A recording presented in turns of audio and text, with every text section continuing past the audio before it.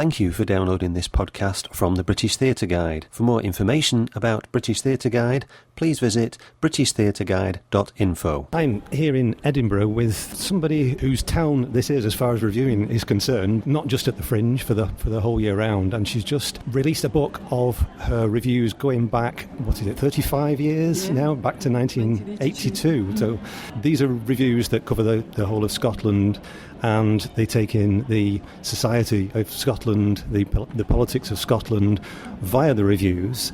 Her reviews tend to cover the social aspects of theatre and the social context of theatre, and there is additional writing in there to help contextualise that. I'm very pleased to be speaking to the Scotsman lead critic, Joyce McMillan. Thank you for sparing the time on probably the busiest time of your year, is it? Yeah.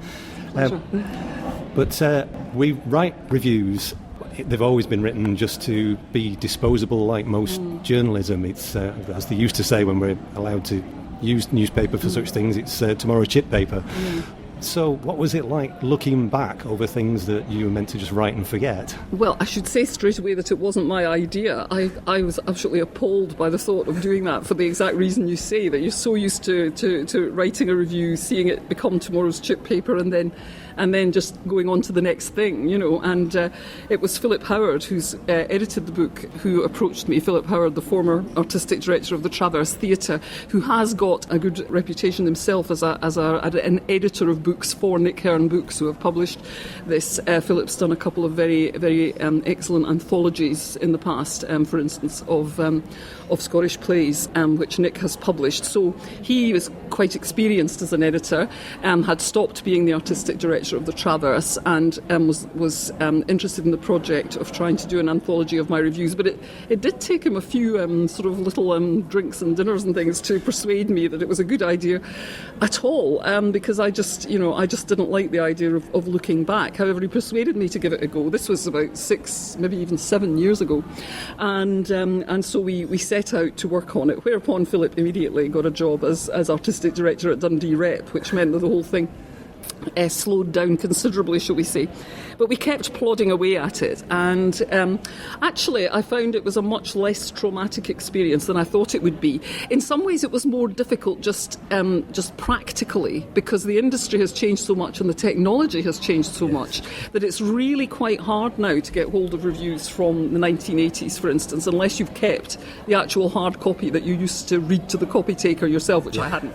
So there was this long process of trying to find the published versions of the reviews, to check that they hadn't been too brutally subbed and could be used, and then from the ones that were usable and seemed interesting, to make a selection. I mean, I calculate that probably in that period of 30 odd years I've probably written over 6,000 reviews. So there are about 200 odd in the book, so it's a very, very brutal selection, and basically the selection was on two bases. Was it an interesting piece and a good piece of writing? And if it was it then about a thing that people might still be interested in reading about, however many years on? So there were kind of two criteria in play, and so there are some quite major productions in the history of Scottish theatre that I didn't review for some reason. Like I was the Guardian's critic in Scotland for a while, and they would occasionally send up Michael Billington to review things here. So there are one or two things that fall into that category that I just never reviewed for kind of practical reasons. But on the whole, it involved a pretty brutal selection, and it took us years. When it came to the 1990s, we had to buy an Amstrad from the internet to get access to my floppy disks from the 1990s with the original versions of my copy on it. There turned out to be a problem with the 1980s Scottish slip editions of The Guardian, which absolutely nobody has archived.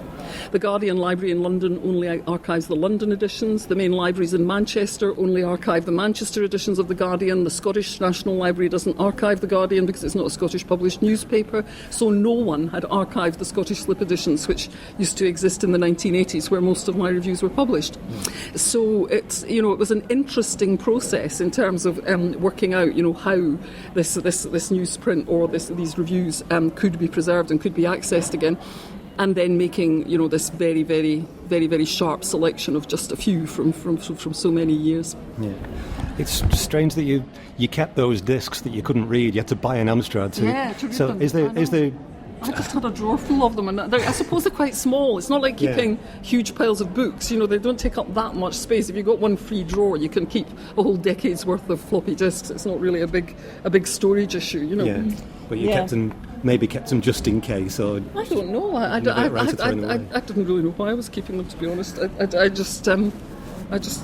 don't know. I'm not very good at throwing things out at the best of times, which probably turned out to be a good thing. Anyway. Yeah. I can. I'm a bit the same on that. Yeah.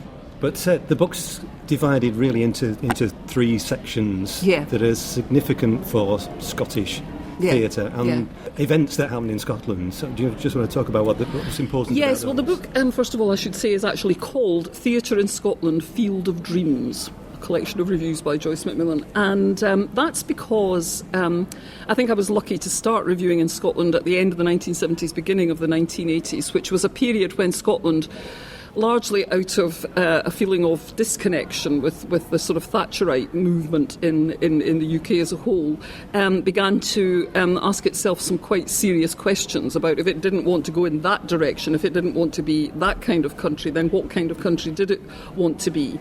And in particular, there was a very strong kind of movement towards establishing a sort of Scottish modernity, if you like, in people's minds and in the writing and in the creative life of the country, rather than being stuck with the kind of nostalgic images which tend to be piped back to us from expats wherever they are, whether they're in London or whether they're in New York, So there was a very strong movement for people actually living in Scotland, regardless of where they come from, really, to actually start defining their own society and thinking about its future in a different way. And the seeds of that were sown round about the time of the 1979 election. And about that time I started reviewing. And I think with hindsight it was a kind of instinctive decision to stay with some kind of collective life. I hadn't been particularly interested in theatre right up to the beginning of my postgraduate time at university, which was around about the mid-1970s, because like everybody in my generation, I just thought it was a kind of dying art form, dead in its feet, blah, blah, blah, a lot of people in my generation anyway. But sometime around the late 1970s, I began to be drawn towards it. I was writing a thesis about Ben Jonson and Jacobean political drama, and I just suddenly began to understand that theatre was the place where you could come together with other people and see ideas being worked out live and test them against people's kind of complete emotional and intellectual and sort of physical reaction to them. And I just thought, this is absolutely brilliant. I just fell in love with the whole process. Really one evening at the Lyceum studio, watching a production of Edward II that the late great Stephen MacDonald had done with Philip Franks, I remember, as Edward II, Marlowe's Edward II, and just fell for that experience. And I think it was a kind of lifeline. It was a way of doing collective life and a kind of societal awareness that wasn't along the rigid tram lines of sort of left and right politics at that time, or indeed of feminist politics at that time, which I had also been involved with. It was a way of nuancing the whole debate about gender politics through a much more complicated series of possibilities than you might get in an ordinary kind of argument in a women's group or in a group or in any political situation where women's rights were being discussed. So, in terms of the sort of social things that I was interested in at the time, I suddenly began to find theatre a much more clever and nuanced and completely human way of dealing with those ideas and those possibilities and those memories and those nostalgias and those ways of looking at the future and all the rest of it. So I just became completely hooked on it. It's fantastic.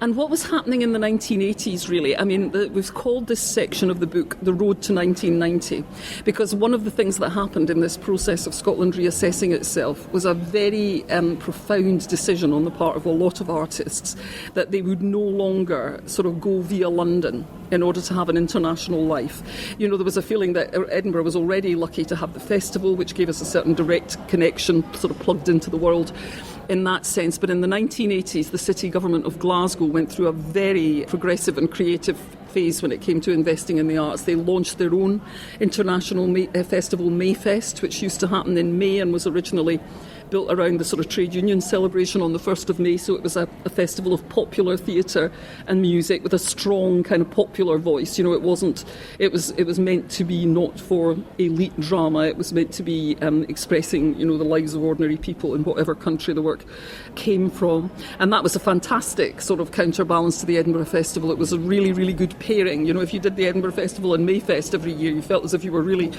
getting somewhere. And then, of course, Glasgow won the right to be European City of Culture in 1990, and it was one of those, it became a kind of iconic edition of the European City of Culture because it was so well handled and made such a big difference. I mean, you know, there's always a limit to the difference the arts can make to the economy of a city and all these things that are claimed. There was probably some gain in terms of image and all the rest of it. But where it really did make a difference was in transforming a whole generation of Scottish and particularly Glasgow-based artists into really realising what internationalism and international work could be like, you know. And the work that was done at the Tramway around 1990, after Peter Brook opened that great theatre in Glasgow with his Mahabharata in 1988, was, you know, really revelatory for a lot of people who are in the front line of Scottish and international theatre now, like David Gregg, John Tiffany, all of these people who were students in Glasgow at that time.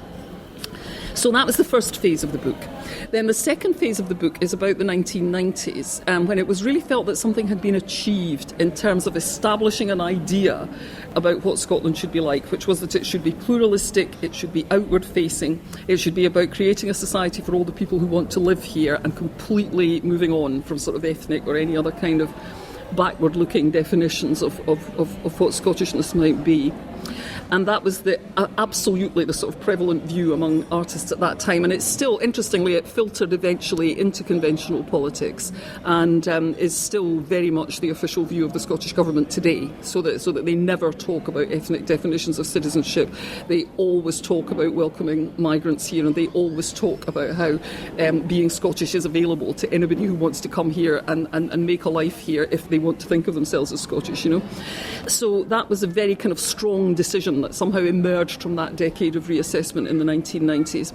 And so what began to happen in the 1990s was a kind of movement towards something a bit more substantial. There were a lot of fine theatre companies in Scotland, about 14 at the time, being funded by the Scottish Arts Council hold, and they were all doing good work, but there was a sort of feeling that Scotland still wasn't really recognised as a theatre nation, and people began to talk about having a national theatre again. And what actually happened in that decade, really down to my wonderful editor, Philip Howard, who came to the Traverse began to do work at the Traverse around the middle of that decade, was that people began to build a really serious Scottish theatre repertoire. One of the strongest arguments against having a National Theatre of Scotland was always that there weren't really any great Scottish plays. There was the Three Estates from 1540, and after that you could forget it, really, with a few very small exceptions.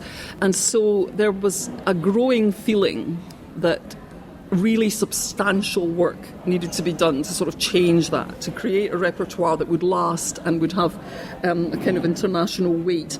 And of course there was a lot of groundwork done on that in the late 60s and the 70s and 1980s. There were some great plays started to come through in the 1980s when John Byrne and Liz Lochhead kind of moved into theatre and began to write wonderful stuff. But by the 1990s, when Philip came to the Traverse, he was really building up a whole generation of very powerful playwrights, and he worked on achieving for them real international recognition, so that even to this day people like David Gregg and David Harrower are better known in some cities in Europe than they are in Edinburgh. You know, that people in Edinburgh know David Gregg now because he's had so many successful shows here, but, you know, and also he's just become the artistic director of the Royal Lyceum.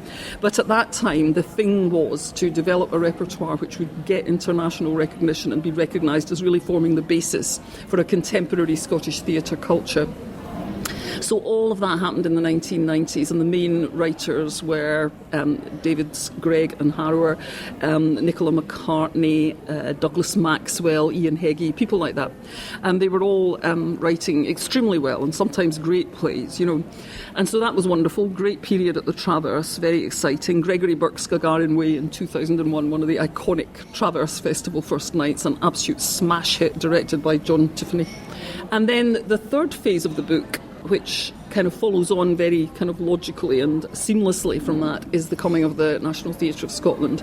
In 1999, this kind of mood of confidence about Scotland's idea of itself as part of the modern world had begun to affect politics as well as culture.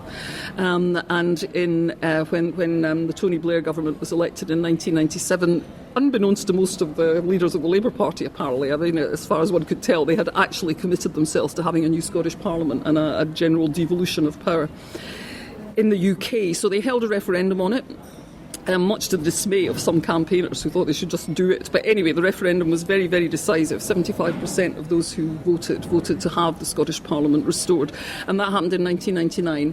And the first administrations at Holyrood were Labour, Liberal Democrat administrations, and they took up and ran with the idea of a Scottish National Theatre. Just before the Parliament was reinstated, the two kind of chair and vice chair of the Federation of Scottish Theatres, who at that time were Kenny Ireland and Hamish Glenn, they decided to look again at this idea and to see if they could devise a plan for a national theatre for Scotland that those already working in theatre in Scotland would want to work with and wouldn't see as competition or as a threat or as something that was going to swallow them up. And they came up with this idea of a national theatre for the 21st century, the theatre without walls, the theatre that would be more of a producing body and a commissioning fund than a company or a building. And the Scottish Government decided to run with that. And in 2004, they appointed Vicky Featherstone to be its first director, the legendary Vicky, who was really a magnificent founding artistic director. And she was given the job and got the job because she knew the work of this new generation of Scottish playwrights. She had worked with them at Payne's Plough and other companies, and she respected their work, and she wanted to come here and work with them more and to do more about telling the stories of Scotland.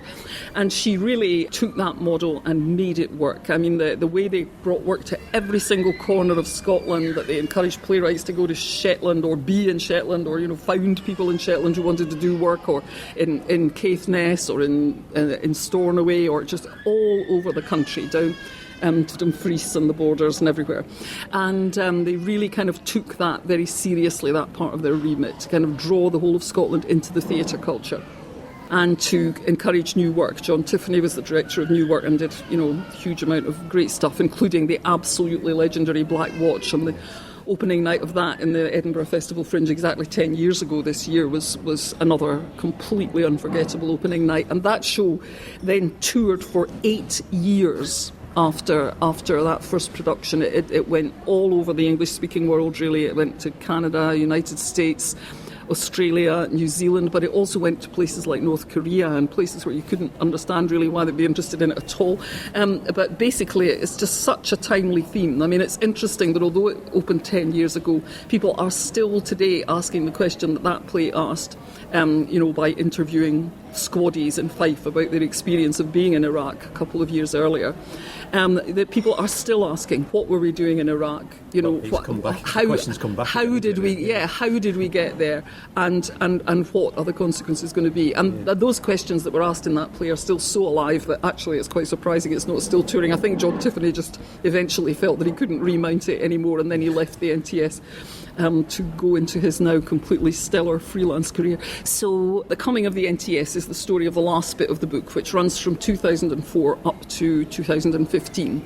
And we wanted to make it clear that it's a continuing story. It's not a look back at some kind of vintage period in Scottish theatre. I mean, the last show that's reviewed in it is Mark Thompson's wonderful production of Waiting for Godot with Bill Patterson and Brian Cox. I think the best Waiting for Godot I've ever seen, and I am astounded that it hasn't had a continuing life. It did 3 weeks of packed houses at the Lyceum, and that was its whole story. But it was the Lyceum Theatre's 50th anniversary production, so it's the last one that appears in the book. And it's quite nice to have a final show in the book, one of whose members was present and important, Bill Patterson, in the Scottish theatre scene a full 10 years before the book even begins, when he was part of the founding company of 784 in the beginning of the 1970s, 784 Scotland, which did the Chariot, the Stag and the Black Oil. And Brian Cox too, who actually was in the one reason he was invited to do that show was because he was in the original Lyceum company in 1966 as a 19-year-old sort of, bit part player. when they opened, first time that there was a kind of a resident producing company at the Lyceum. So both of those leading actors and John Bett, who played Pozzo, had been, and indeed Benny Young, who played Lucky, all of them had been in this story all the way through, and it was just absolutely lovely to have them in that last play. So that's how we shaped it, and then I wrote a little connecting narrative for it, just to point out what was happening in the wider world at the time when these shows were happening, and you know, why I was writing about them the way I was. And it's actually not got that many words in it, the connecting narrative. It's only about 3,000 words altogether, and the rest of this rather large book is reviews. You mentioned the connections with politics, and that seems to go all the way through. Yeah. Scottish theatre tends to, certainly in the period that I've been observing Scottish theatre, it seems to have more of a connection to politics than English theatre to me. I mean, I can think way back to the poll tax. I heard about this explosion of protest theatre in Scotland, which didn't happen in England. Yeah. We had the referendum for Scotland, and there was a lot of it produced by David Gregg, but there were a lot of things on the fringe about that. Yeah. Whereas the English referendum, it seems to have been dealt with mostly by comedians, not by theatre. Do you think there's something in that, something in the Scottish temperament, perhaps? Well, I mean, yes. I mean, first of all, I think the kind of founding moment of the whole era of Scottish theatre that we're in now was the founding of 784 in 1973. And not only the work that John McGrath did, in founding 784 and sort of developing that company, which, you know, lasted for, you know, nearly 20 years after that, but also the way that he was able to theorise it. I mean, John was a great theoretician of theatre as well as a great writer and producer, and he, you know, he gave this wonderful series of lectures at Cambridge about the meaning of popular theatre and the whole idea of theatre and class and what you have to do to theatre, a traditionally elite art form, to make it more accessible. And of course he cared about and did do that in England as well as in Scotland. Yes. But in Scotland the impact was absolutely seismic because it's a smaller scene, it's a smaller country, and the narrative about the Highlands, which was embodied in the Cheviot, the Stag and the Black Oil, is a very sort of central and sensitive one for Scotland, not because all Scots are Highlanders, far from it, most of us aren't, but because the kind of betrayal, if you like, involved in the history of land use in Scotland and the way people have been driven off the land and the way the land has been used as a nothing but a sort of commercial asset is still a live topic of debate now, even more live than it was actually. And it's interesting that there's now a big revival of the Cheviot, which will be at the Lyceum and the Sits in the autumn. So the whole history of this phase of Scottish theatre came along with an expectation that theatre would try to do something about class barriers and would try to reach out to the whole country and would be quite radical, would speak for those who don't otherwise have a voice. And so that was the kind of shaping creed, really, of Scottish theatre in this whole period since the 1970s. And of course it hasn't always lived up to that, and there has been quite a lot of bourgeois theatre. I mean, some people would say that the whole Suspect Culture thing, the company that David Gregg and Graham Eatough founded, which ran through the 1990s and right up to about 2008, I mean, a lot of people found that work quite middle class in the sense that it wasn't talking with a Glasgow street vernacular, it wasn't trying to address issues of class really very often, but what it was doing was addressing a kind of, particularly in those sort of boom years, a kind of standard Scottish modernity that almost any Scottish audience would recognise, and to do it in a kind of international way with a lot of international co-working and all the rest of it. And it was very, very important during the time that it was there. So, you know, Scottish theatre has developed in lots of different directions since that moment, but I think there's still a backbeat of expectation that it will have something to say about the society we're trying to build, and that it won't just be a kind of pastime for well-off people. Yeah. And the ticket pricing, while, you know, it's expensive, you know, an evening at the Lyceum will cost you a lot. It's not as high as the price of most theatre. I know you can get cheap tickets at the National and all that, but you know, it's still tends to be rather kind of modestly priced compared to theatre in London or theatre in the South, and that is just a kind of inheritance, I think, from the time when people were really trying to break down barriers. And I've not mentioned, of course, the Citizens Theatre in Glasgow, which, while it had nothing to do with that kind of political movement that John McGrath was conducting, began at exactly the same time and was run by a man, the wonderful Giles Havergal, mercifully still with us, who had been a precise contemporary of John McGrath and his wife Elizabeth McLennan at Oxford, and who, while working on a wildly different repertoire, obscure European classics delivered with this shoestring but utterly magnificent design. I mean, I have never, and I don't expect ever, to see design in the theatre used as excitingly as Philip Prowse and that company used it in the early 1980s. It was stunning, and it wasn't about having a lot of money. They were just brilliant. And what they were doing was a kind of another variation on making theatre more accessible, because what they were doing was saying, this is not an art form that's all about words and about standing about trying to acquire a Rada accent and then speak beautiful Shakespeare speeches.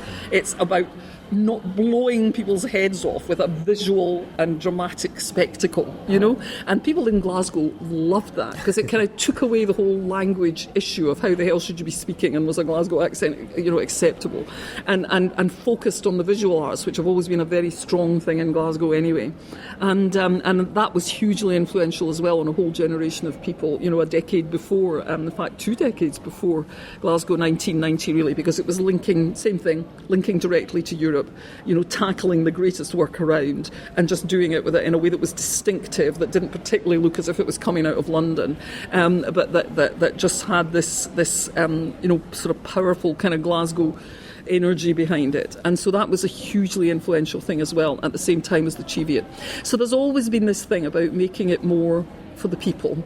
I mean, that sounds corny, but that's really it's a kind of driver of Scottish theatre, and people like to see theatre that is popular. And if you go straight up now to the Assembly Hall on the Mound, you can see Glasgow Girls, which is a Citizens National Theatre of Scotland show, which is a popular musical about 6 girls in Glasgow who launched a campaign to save their asylum seeker friends from being deported from the UK. And it's just a lovely show. It's full of energy, and it's the kind of thing that audiences across Scotland still love. Yeah, and audiences from England as well. Yeah, they seem to be. I saw it yesterday, and like Blackwatch, it doesn't follow what you'd expect for the tradition of political theatre as being very serious and po-faced. It's joyous, it's celebratory, isn't it? It's not about agitprop.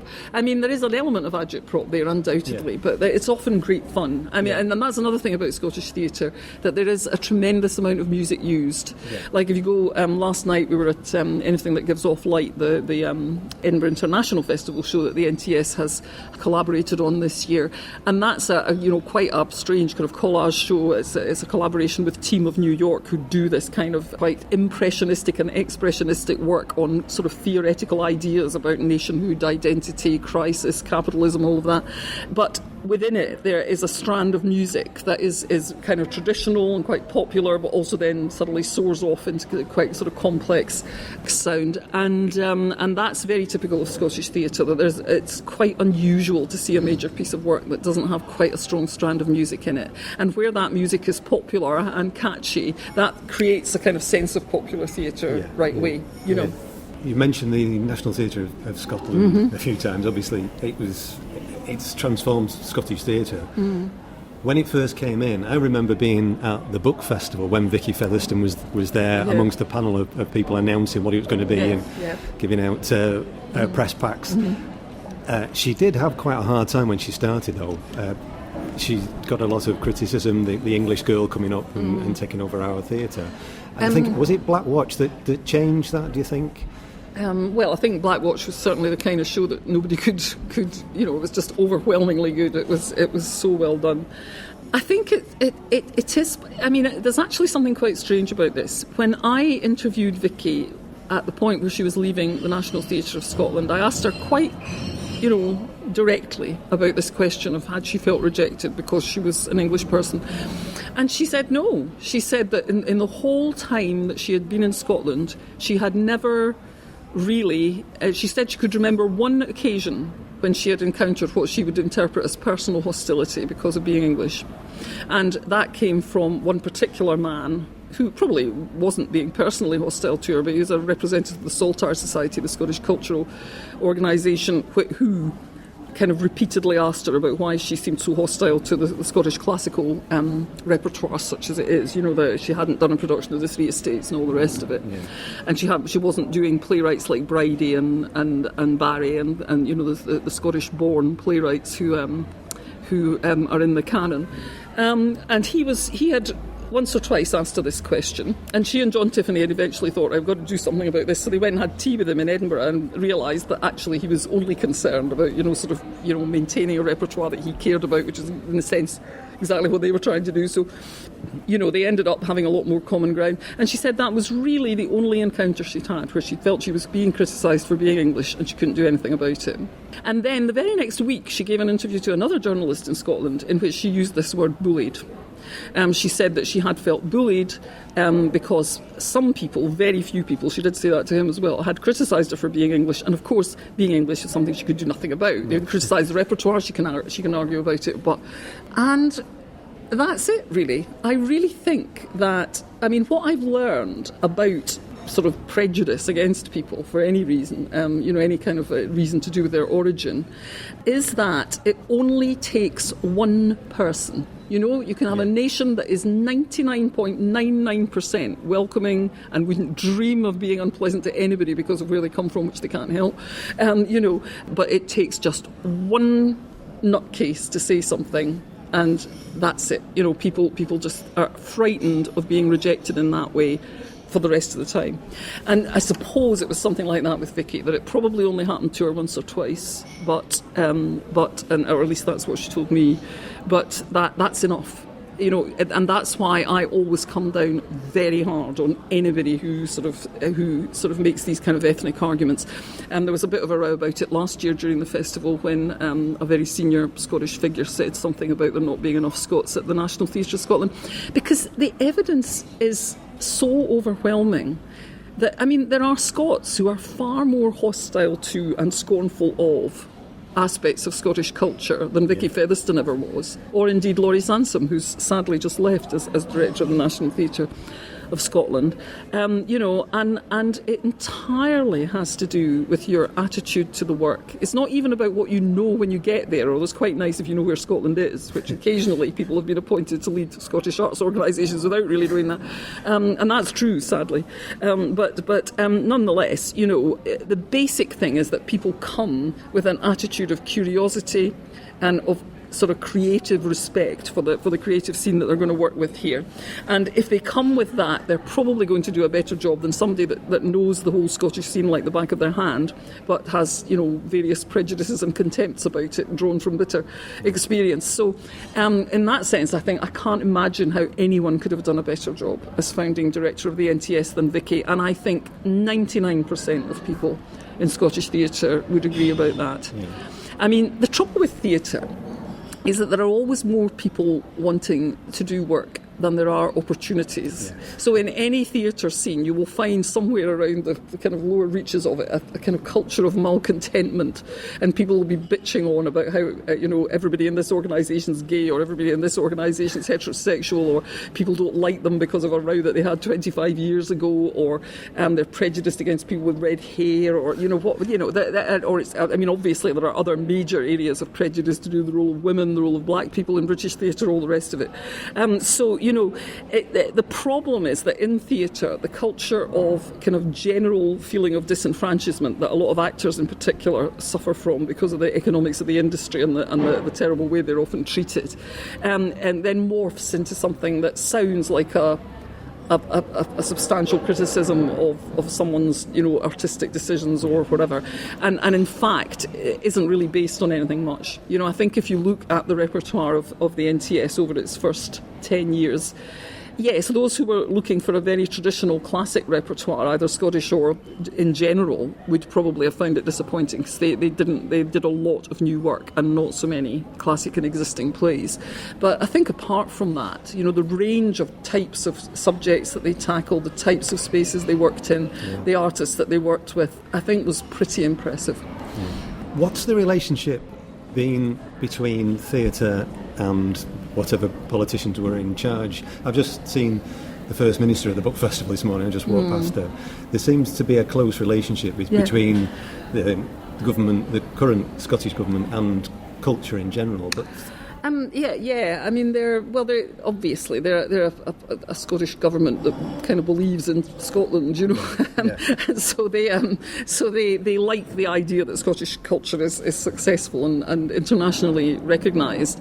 There's a lot of suspicion of them, obviously, in some artistic quarters because they think that people are going to be asked to kind of do patriotic, art, which I have to say is really not the case. If you look at the funding decisions of Creative Scotland, there's very little sign of people being funded to do patriotic art. I think in all countries actually now there is a kind of interface between cultural activity and sort of events where people are occasionally sort of commissioned to do things that are more touristic maybe than and I know that theatre artists all over the UK can get drawn into this, doing the Dickens doing heritage theatre, doing the Dickens anniversary, doing things about the First World War, whatever. So there is an element of that people may sometimes be commissioned to do sort of big sort of tourist events, which have a kind of sort of tartan-facing sort of quality because that's what tourists seem to like. But on the whole, I would say that no more than anywhere else in the UK is there any pressure on artists to do particular subject matter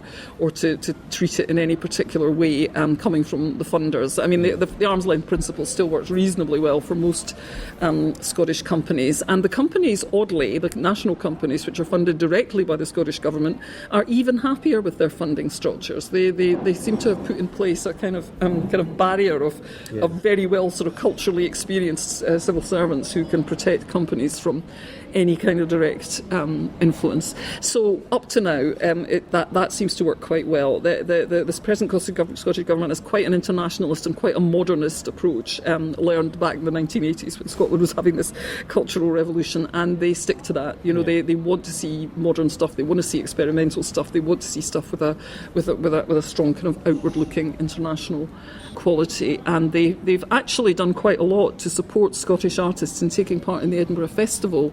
Scottish-based artists, that is, because they just know that it's expensive, particularly to appear on the Fringe, and there's this very good scheme called Made in Scotland, which is part of the Scottish Government's wider Expo Fund, which assists people, gives them that kind of crucial odd extra £10,000 or £15,000 to put on a show at the Fringe, which they might not otherwise be able to do. But it's got quite a rigorous kind of judging process, so it is about the artistic quality of the shows that are being proposed or the track record of the artists who are proposing it. So that's quite a good scheme. In terms of the bigger picture of how politics interacts with culture, I don't think really it helps to think of politics as influencing culture. It influences cultural funding.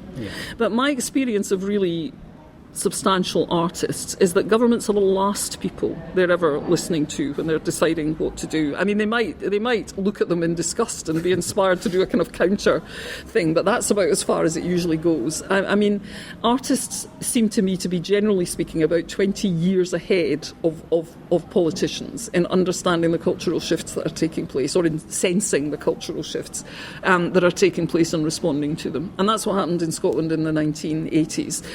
After the referendum for devolution that we had in 1979 didn't achieve a big enough majority to have a Scottish Parliament at that point, the artists set about, in what was essentially a political vacuum, because we had the Thatcher governments in London, which had had very small support in Scotland, and yet the Scottish government was being run by these appointed ministers from London, who everybody really, just had very little popular credibility in Scotland. So in that kind of political vacuum, the artists started constructing an idea of the kind of society they wanted to live in.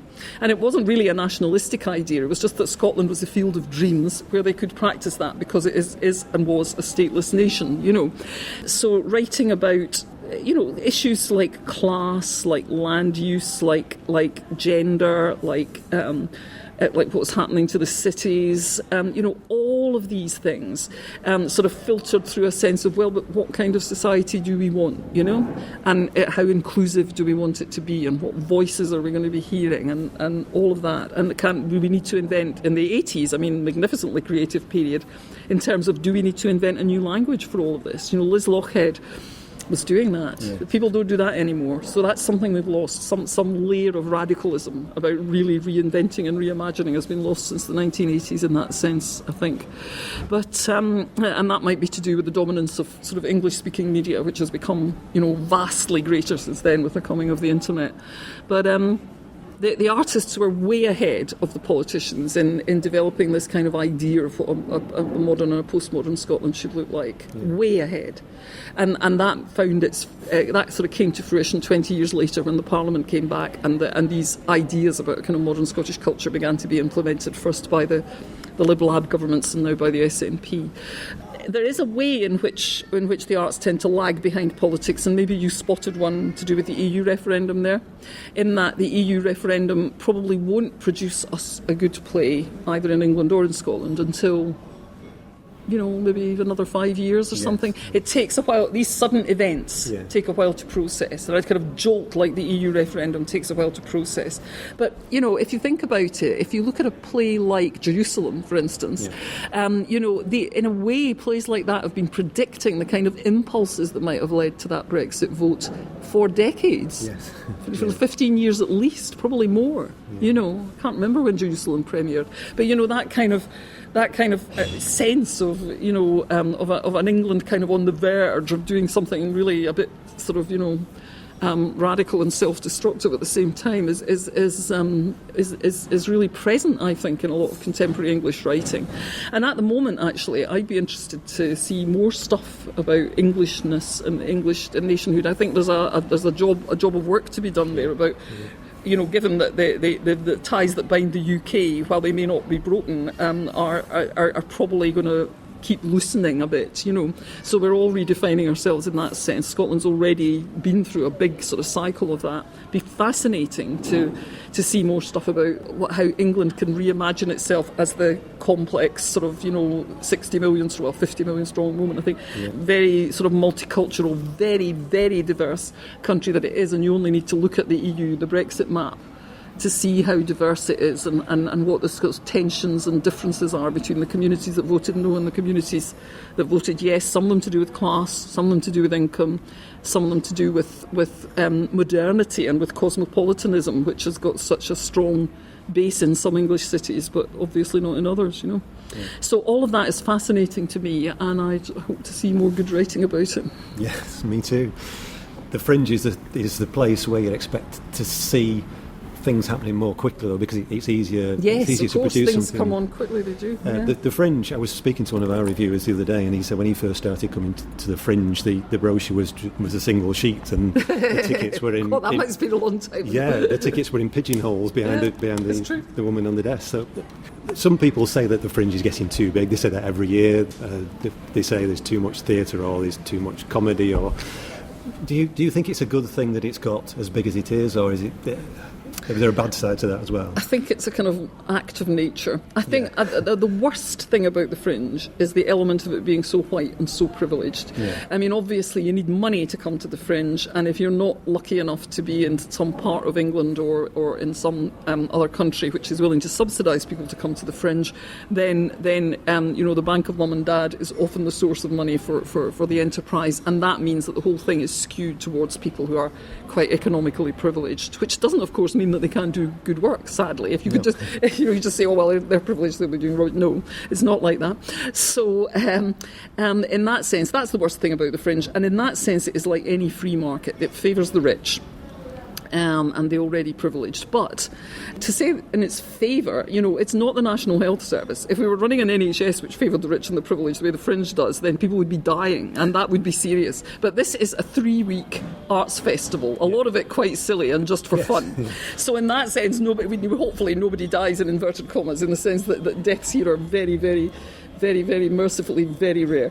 And I think that the injustices that arise from the way the Fringe works are kind of worth putting up with for 3 weeks because of the openness of it. Yeah. I mean, people talk about it being too big, but the brute fact is, what are you going to do? What is your plan for making people not come to the Fringe? Yes. I think we live in such a control freak society that people don't grasp this idea of an open festival. They I think somebody must have invited everybody, or somebody must be controlling the size of it, or somebody must be deciding that it should be this size or that size, or this shape or that shape, or have this much comedy or this much theatre. That the whole point of the Edinburgh Fringe is that nobody decides that. It is organic. Now, you may not like the kind of, you may see some parts of it as purely sort of poisoned mushrooms and not like it, but short of taking a much more controlling and top-down attitude to it, there is not anything to be done. As long as people can find a space that they can afford and somehow get themselves somewhere to stay in Edinburgh for the 3 weeks, they will come and they will do their thing. And I think that's what's wonderful about it. Obviously, I'd like to see more international work, and I hope that the new Fringe director, Shona McCarthy, will find ways of supporting that.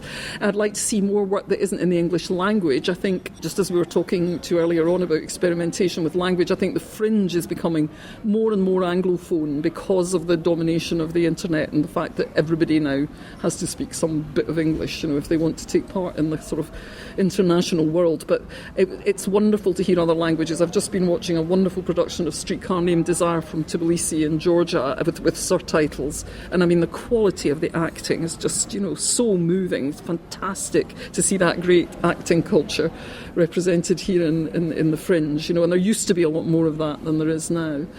So there are things. I think it's far too concentrated around the university area now. You can go down to the new town now and you wouldn't know that there was a Fringe on. No. There are hardly any venues, the streets are not busy. Leith, which is a great cultural hub for Edinburgh most of the year, or the Leith Walk area, is where most of the young artists can afford to live, is practically dead in terms of Fringe venues. I mean, it's completely silly how concentrated it's become. And we really, apart from the Out of the Blue Drill Hall, which had been taken over by the Forest Fringe, which doesn't appear in the Fringe brochure, there's really very little down there, and that's just absurd. So I think, there's going to be a bit of work done over the next few years to try and encourage people to think beyond this bit that we're sitting in now, which is absolutely mobbed with Fringe venues and Fringe goers and performers and people. So, there are things that could be done to make the Fringe better, but they are tweaks. The fundamentals of the Fringe, which is that people decide for themselves whether they're coming here or not, is the basic thing. And anything that disturbs that, I would be profoundly against, because I think that element of sort of self-direction and sort of organic growth, or shrinkage if it comes to that. The Fringe is actually a tiny, tiny kind of 0.5 percentage point smaller this year than it was last year, so maybe we've reached some kind of natural limit, I don't know, but anyway, let's see. Although if they do open up new venues in other parts of town, probably we'll find that it wasn't a natural limit at all, but anyway, we'll see. But I think sticking to that idea of an open festival is very, very crucial, and I think as long as we do that, there will be something really unique here, which is not like most other Fringe festivals around the world, and which is just absolutely huge. And finally, looking back over the reviews, normally people only think that we, as critics, influence theatre when theatre people who create theatre tell us that we've closed their shows because of our bad reviews, which it would be nice to have that sort of power. My girlfriend's furious. Yes, but do you think that David Gregg, when he was interviewing at the book festival, he credited you with having had some influence on theatre? Looking back at the work that you produced over the past 35 years, how much of that book is documentation, and how much do you think we can actually influence the progress of theatre? Do we have a responsibility to try to influence it, do you think? A responsibility, I'm not sure. I think we have a responsibility to write clearly and accurately and passionately about the production in hand, and lots of critics will have different ways of doing that, obviously. I think if you have all I would say about my career as a theatre critic is that I've had high expectations of the art form in Scotland. I've expected it to be good, and I've expected it to make a contribution. And I think if you have those high expectations, then that does influence people. You're setting up a kind of yardstick against which at least some artists might also agree to sort of, to measure themselves, or it might at least enter into their thinking when they're measuring themselves. And so I think that idea of making a contribution to the wider society and not just inhabiting some little kind of sealed world of theatrical loviness where everybody admires each other, to their faces and bitches about each other behind their back. I think remaining connected, remaining grounded in the wider society around you is something that I've kind of assumed that serious artists would want to do, and I've always written in that way. So I suppose having written for this length of time in that way, I might have influenced some people to think about theatre in that way as well. I hope so, because I think it is the right way to think about theatre, or a good way to think about theatre. But I also think it is easier to do in a smaller country. If you're in Scotland, it's hard to get about here for very long without meeting Nicola Sturgeon. You can't really have this attitude that things are in silos and never the twain shall meet. It's a slightly more, there are upsides and downsides to being a small country, but it is a slightly more convivial atmosphere in terms of the relationship between any given art form and the other major art forms and the society in general. And I think that does encourage people to take quite a grounded view of what they're doing and to try and make it relevant to the society around them. Maybe relevant's the wrong word, but significant to the society around them. And I think I've just written from the point of view that that's how it should be, and I hope that I've encouraged at least some artists to take the same view. Joyce McMillan, thank you very much. Thank you. You've been listening to a podcast from British Theatre Guide. For more information, please visit britishtheatreguide.info.